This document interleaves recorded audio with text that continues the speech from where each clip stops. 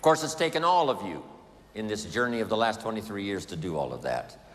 But I'm excited we had the opportunity. I'm just anxious for it to continue. Mark made his share of mistakes. Some of us that go back to the beginning were in on all of them. And it was an interesting list, both in products and marketing and judging people. He made his share. But jot this down because it's one of the best things I know to say about Mark Hughes. His list of virtues was so long, it overcame his short list of mistakes. We should all work to that our list of virtues is so long, it overcomes our mistakes. If you haven't made these notes before, this is a good time.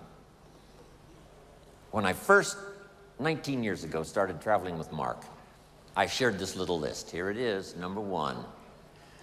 For the things we want for the future, first, get serious. Serious about your own commitment, serious about your goals for the future, serious about being the best example possible of the Herbalife opportunity and the incredible, remarkable ability to enjoy good health from Herbalife's products. Get serious about your own personal development. This would be a good time to get serious, this beginning 2003, making new commitments for the future, especially from what we've heard these last few days by everybody's presentation. Next is to get smart, learn everything you can. Here's what it takes: incredible patience to learn, because some good ideas come in strange packages. Sometimes you read a little small book and it's got 10 good ideas. And then you read a 500-page book and it's got 2 or 3 good ideas. But you've got to read both books. You have to have the patience to go through the 500 pages, and then maybe the excitement of going through just a few pages and getting a lot of ideas. But you must read both books. You can't just read little books. So, first, get serious. Next, get smart. Learn everything you can from every source you can. Have the patience. Here's one of the advantages of Herbalife: multiple voices to give you all the views you need to make good decisions. Some voices that are new, just getting started, but they've had such extraordinary success, we have to have them tell their story, share ideas. Some that have been around since the beginning, we ask them to share equally so that we can get the perspective of how to organize our own lives, everything from time to money to life to family to business to skills to disciplines. The corporation has to be smart. Learn all they possibly can to be the best support system for all of us in the world. Next, get serious, get smart. The next one was get going. No matter how smart you are, nothing much happens in terms of results until you put it into action. Just go to work. And the old ancient formula is probably the best: 6 days work, 1 day rest. It's important not to get those numbers mixed up.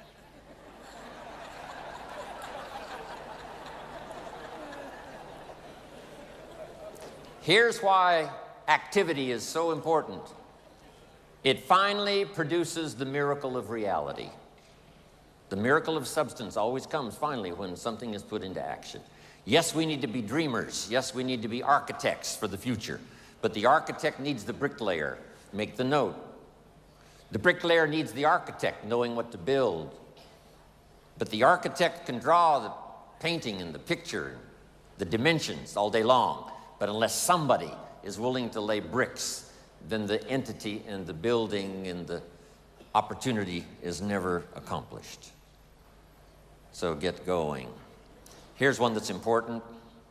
I had a little bit to do with bringing this idea that the Kims mentioned in my introduction, and that is get better. And no matter how long you live, it's possible each day, each month, each year to get better. To get better at understanding the complexity of life, get better at handling a variety of personalities that come your way, get better at managing fear,